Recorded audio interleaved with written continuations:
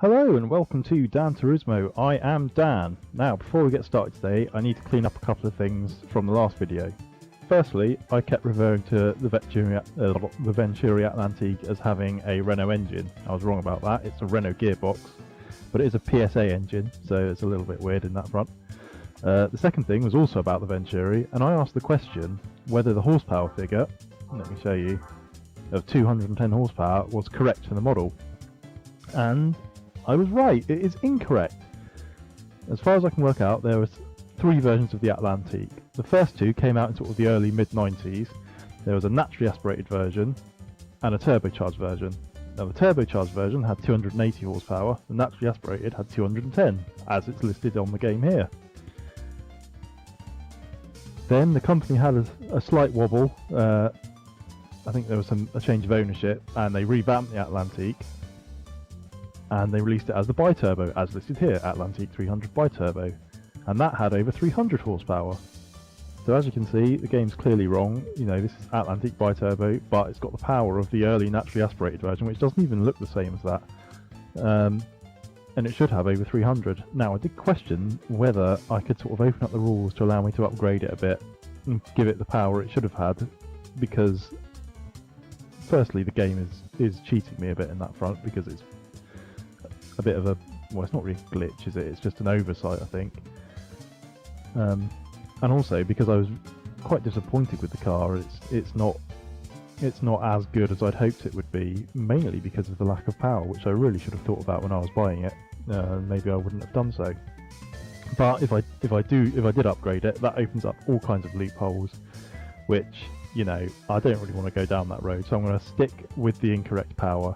It does handle very well, and I'm sure with some upgrades I can make it competitive in a lot of events. But as you can see, I've only got 17 grand. I can get another 2 or 3 races out of it maybe, but that's not going to be enough to really put me in the leagues of being able to do anything major with it. So I am going to go down the route of, you know, I'll do a couple of races in it to get that money, but then I'm going to buy something that I can use as a rally car. And then that car I can hopefully use to do some of the rallying events, obviously, and also maybe a couple of other events. So let's go and have a look. Right, here we are doing the final race of the Clubman Cup. Having seen the opposition, I'm not optimistic I can do it, but we're at Rome City Course.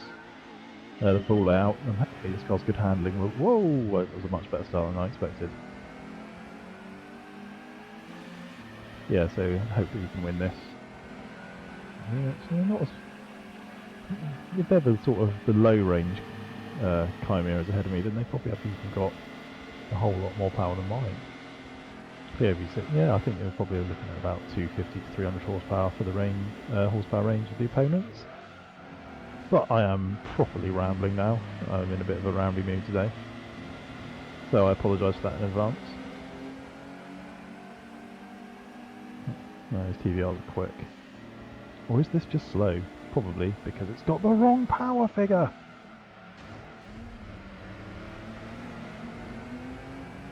Oh, that's nasty. You love it.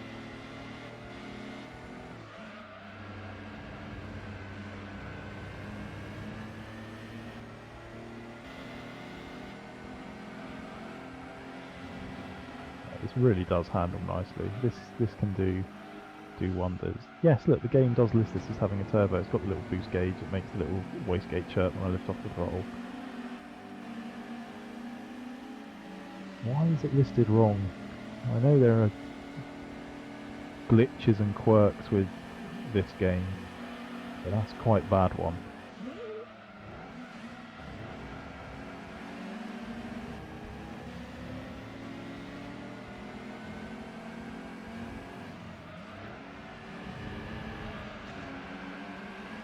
This car really does handle beautifully. The direction change and whoa! Yeah, I may not win this unless I drive a bit better. I have to concentrate a bit more.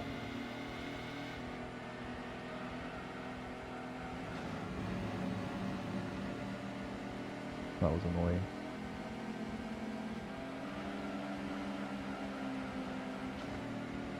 As was that.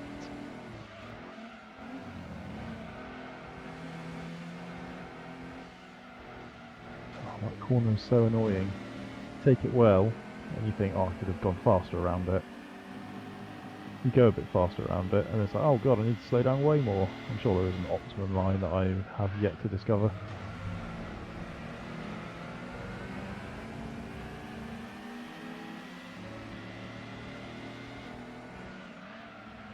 These TVRs are really irritating. Should have got me one of those.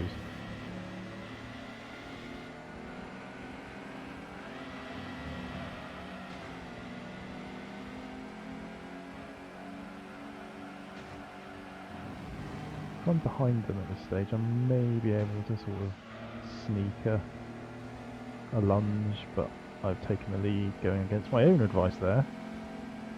So I've got to do this pretty bloody well, and I am not doing that. Oh dear. That's alright.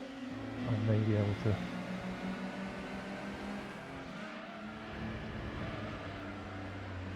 Oh. Okay, right. I don't really want to be doing this race again.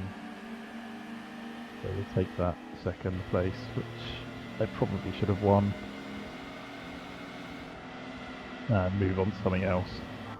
Remember that modified MR2, the TRD 2000 GT that I kept because I was disappointed with the Venturi? Well, I'm using it. We're at the AT Sports Car Cup at Deep Forest, and I'm hoping to earn a quick wodge of cash. I did have the option of doing another race in the Venturi, but it was at Tahiti Road, and I'm sick of doing that myself at this stage. And I don't think I've done Deep Forest yet in this playthrough. This car understeers quite a lot. Maybe I'm just a bad driver. It's got 266 horsepower,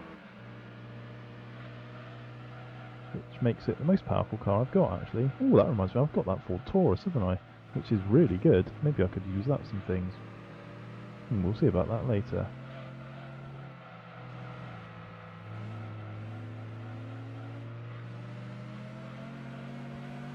Well, this car is forgettable, I think would be the word I'd use to describe it right now. Mild understeer, completely drama-free. A little bit soft. A bit of a crappy engine note. And I haven't even been in the lead yet. Right, 3 laps, remember. This race I will remember it's 3 laps. That corner's a lot tighter than it is in more modern games. Wow. Whereas this one I believe is probably more open. No, that's about the same. Wow, look at that pixelated sunset.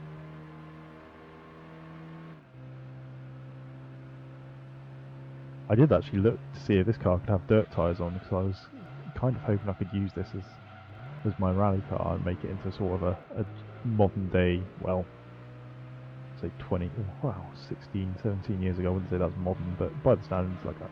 Anyway, yeah, rambling, a modern day Japanese Stratos. And I'm glad that wasn't the case, because this car's pretty useless.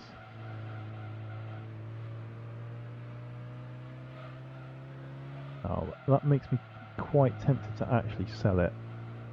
But do I want to sell cars that I've used? I'm not sure I do. I think I want to keep it as kind of like a tribute to something that hasn't quite worked. This whole mid-engine adventure really hasn't done anything for me, is it? Venturi was a flop. This is disappointing. I may have to go. I did want something sort of 200 horsepower and rear-wheel drive for my rally car to do the lower level rallies with. But I may go more. I may not even go rear-wheel drive. I may go with 4-wheel drive, and then that'll double up as a car for the 4-wheel drive car cup. Because I've sunk some serious cash into the not this, but the Venturi, and I'm not getting a lot in return. And I'd quite like to keep this moving forward at some kind of pace. Right, there's the lead. Let's hope we can hold it. Toyota Starlet. If it is, I mentioned when I was buying, yeah, it is, look, when I was buying my first car that they're pretty beastly, and look, I was right. This is a horsepower limit of 345. And I know it's the AI, so it doesn't, so like physics don't even apply to them. But still, you wouldn't expect it to be winning this race. I really hope I win this, because that means I'll get a prize car that I can sell, or maybe even use. But that's not worked out too well for this, is it? That Tom's T111 is good, but nothing to really use it for.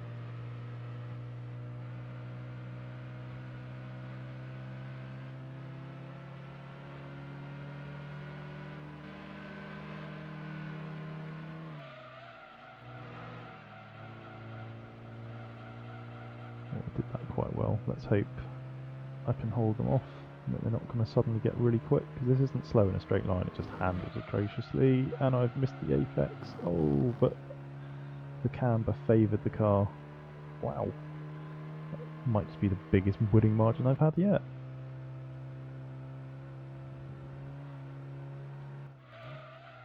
1.8 seconds, Right, so we've won this Mugen Civic Type R from that race. I'm going to sell that. Don't need it. Just for a bit of extra cash before I go car shopping, I'm doing this Japanese national whatever race at Midfield Raceway. HP limits for this is 295, so it should be more than alright. Tried this in the Sleeker in an earlier video when it was useless, and it came last because I was a terrible driver.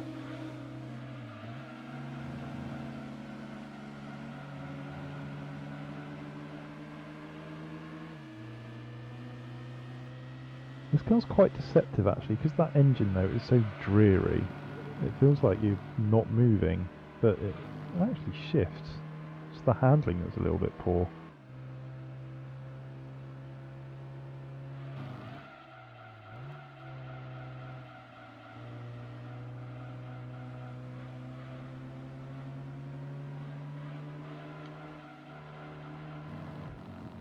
This is the TRD 2000 GT, and there's a 3000 GT as well, which is based on the Supra. And I remember you could win that in Gran Turismo 1, and that was kind of like, everyone remembers like the Nismo 400R as like one of the ultimate cars from that game. But the 3000 GT was pretty damn good as well. It's kind of like the forgotten awesome car of GT1. Pretty sure it's in this as well. If this is, you'd imagine it would be in 2 as well. But I just hope it's a bit better than this.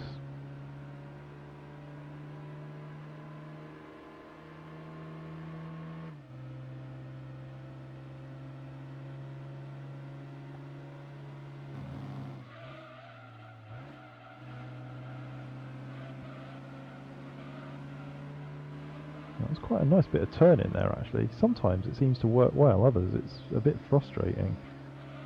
Maybe I'm doing it a disservice. Maybe I just expected more. I don't know.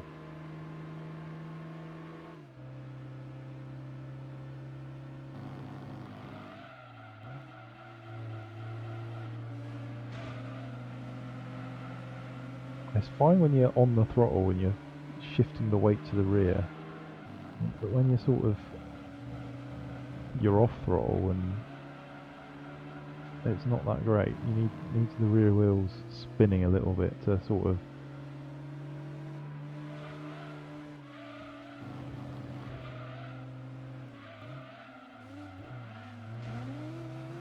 I'll be annoyed if I don't win this, having led pretty much the entire way.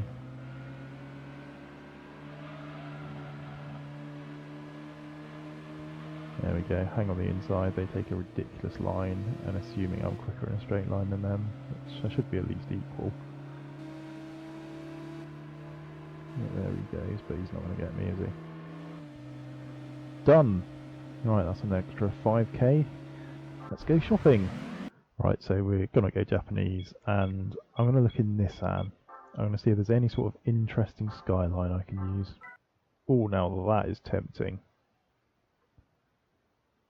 Oh, that's the ideal rally car. Oh, I might come back to that. Oh, that would be wrong, but so right. Oh, the four-door Skyline. How fantastic is that? Oh, see, that would be interesting. I love the Subaru SVX. They're so awesome. Let's do it in an Impreza. That's original and interesting. Oh, an Evo 3. That's good value. But you know, using an Impreza or an Evo to do rallying, it's pretty predictable, isn't it? See, if I could do power upgrades, I'd be all over this. Because how cool is that? No? No one? Oh, okay. Now see, I am really struggling to come up with something. If I use four-wheel drive, it seems a little bit boring and easy, so I'm thinking about using this Skyline. It ticks the box of using a Skyline, which is kind of a must in Gran Turismo. It's got a reasonable amount of power. It's good value. It's rear-wheel drive, so it'll be fun on the rally stages. I would need to get a four-wheel drive car at some point for the four-wheel drive races. But do I really need that now? Then again, do I want something with a bit more power? Because as disappointing as that MR2 was, its straight line speed was pretty useful. So I'm thinking of going with something that sort of comes in at the 290 horsepower range, because then that should see me through a reasonably wide and hopefully more varied range of races. Right, so I've decided to go with this Skyline instead of the other one, because this is slightly cheaper. It's also newer as well. Not that that makes any difference. Power's dropped a few horsepower from what it says in the dealer, but hopefully this should prove quite useful. I've also done a couple of other things, sport suspension and stage 1 weight reduction. Hopefully that should make it a little bit more forgiving on the dirt. Right, so here we are at the Smoky Mountain South course. No idea where this track goes. We've got a Daihatsu Sirion as an opponent. Now I remembered that you don't actually race the Sirion, it's a ghost. So there it is in all its pixelated glory. There are 3 types of ghosts, so the other ones I will cycle through them and eventually find out which one shows it as an actual car. But Jesus, that's quick.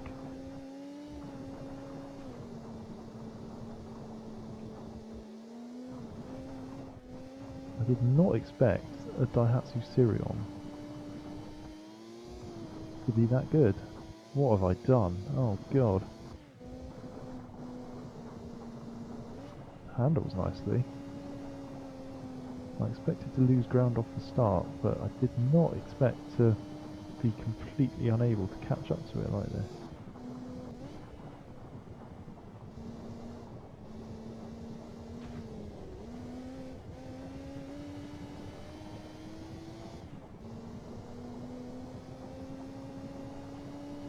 The rallying on this game is very strange. It's not really like you're rallying, because it's more or less as grippy as tarmac.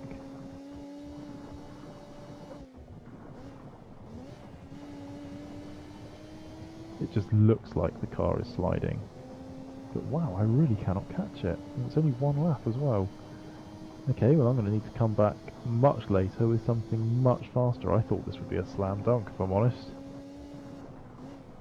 How have I got behind a car that's 8 seconds quicker around there? Jeez. Look, it's a Daihatsu Sirion. The standard one's got like 120 horsepower. Even if it's doubled that, I expected I would win.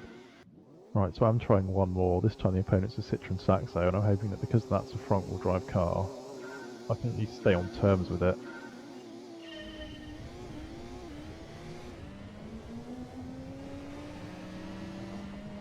Wow, look how quick it is in a straight line.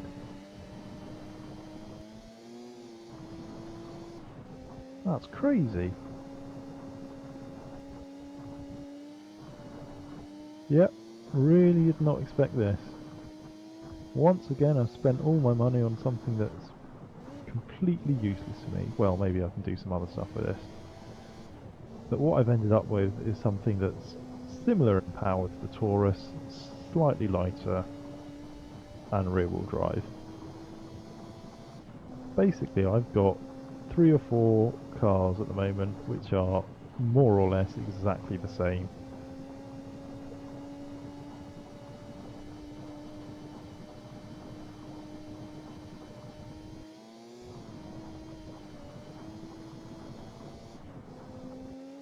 Feels like this would be good on a road course though. Oh, dearie me.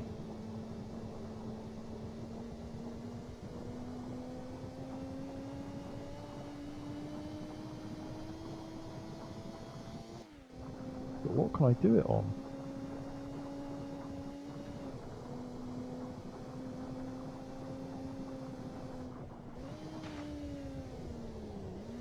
Everything really has gone wrong.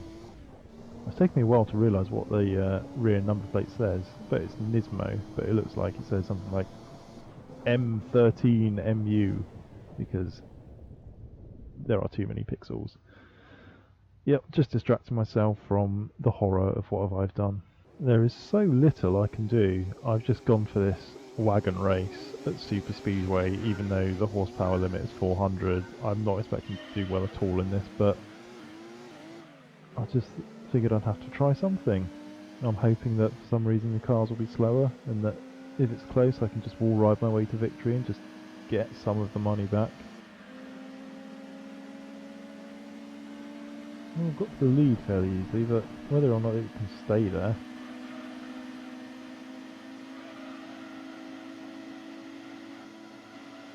The handling's very pointy, just how I like it. Look at these lines! I know there are lanes on an oval, but geez.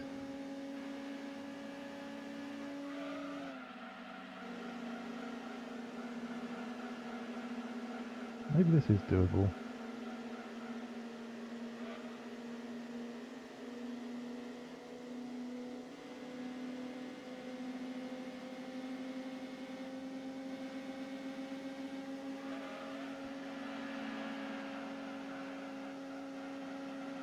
How are they running so wide? This corner is just so easily flat.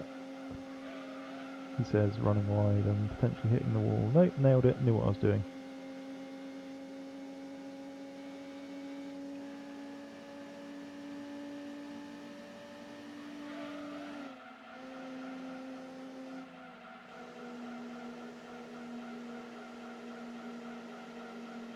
No, don't hit that wall.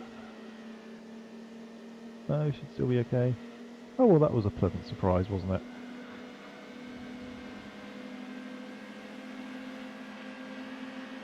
Oh, look at that, we've won an Accord wagon as well, that'll give us a bit of money.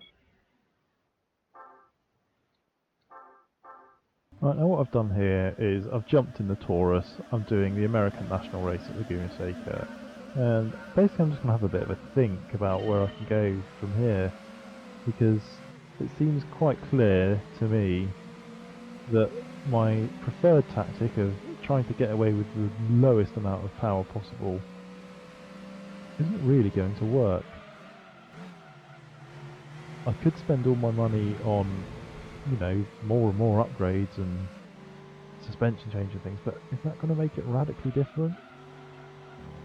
I don't know. Maybe I owe it to myself to actually try that rather than just giving up because a couple of cars I bought, one of them doesn't have the power it should, and the other one was surprisingly ineffective on the dirt roads.